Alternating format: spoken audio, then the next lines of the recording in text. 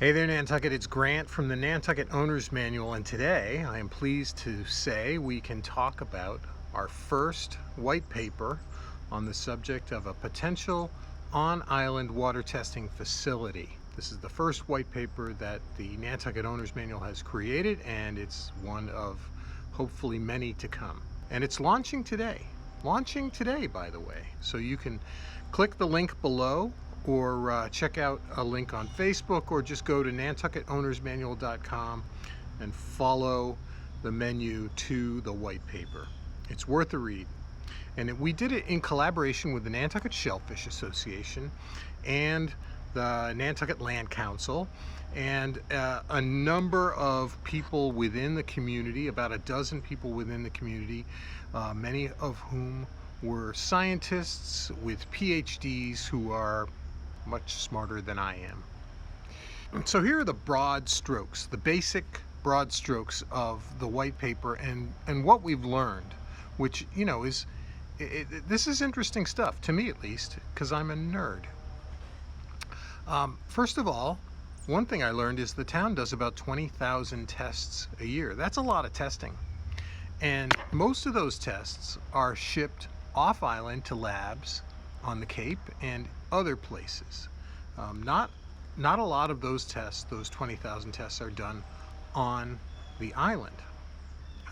We pay about $270,000 a year in shipping costs alone, just for those tests.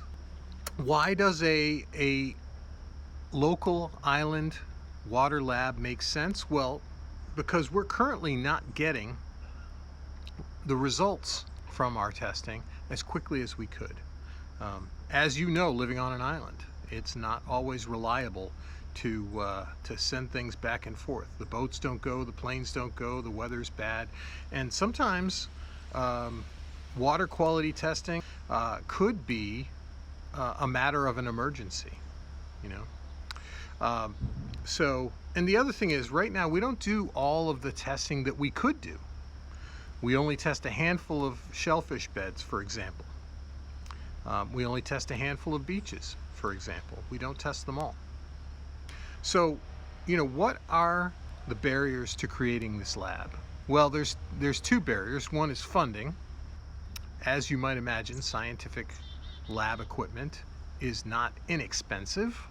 And to build a lab here, we would need to outfit it with all of the equipment we need. There's a range of prices in the white paper because of the various tests that we could do here, including PFAS testing, including algae bloom testing, including some of the more exotic volatile organic compounds and metals and things like that. If we tried to do all the testing here, it would be quite expensive. So there's some decisions to be made about what level of testing needs to be done on the island.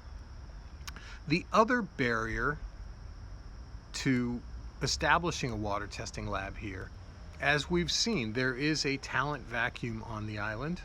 It's hit both the private sector and the public sector.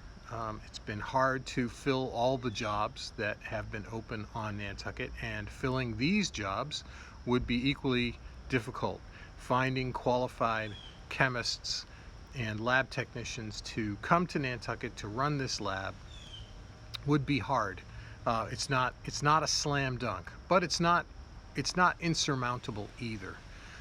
There are ways to make this happen, and the white paper talks about that. But the last thing we want to do is build this shiny, beautiful lab and have nobody to run it. This idea has been in the works since before COVID, so it's the kind of thing that will likely show up at a town meeting in the future.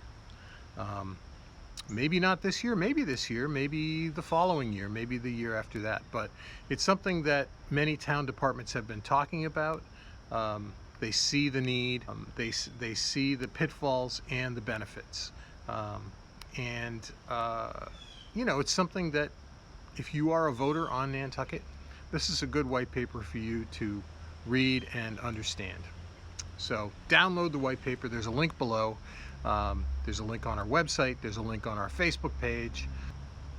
This is not the last video on this subject that we will produce. This is just the big 50,000 foot view of this white paper, the big overview, and we will do more on this. You can bet that. It's an idea.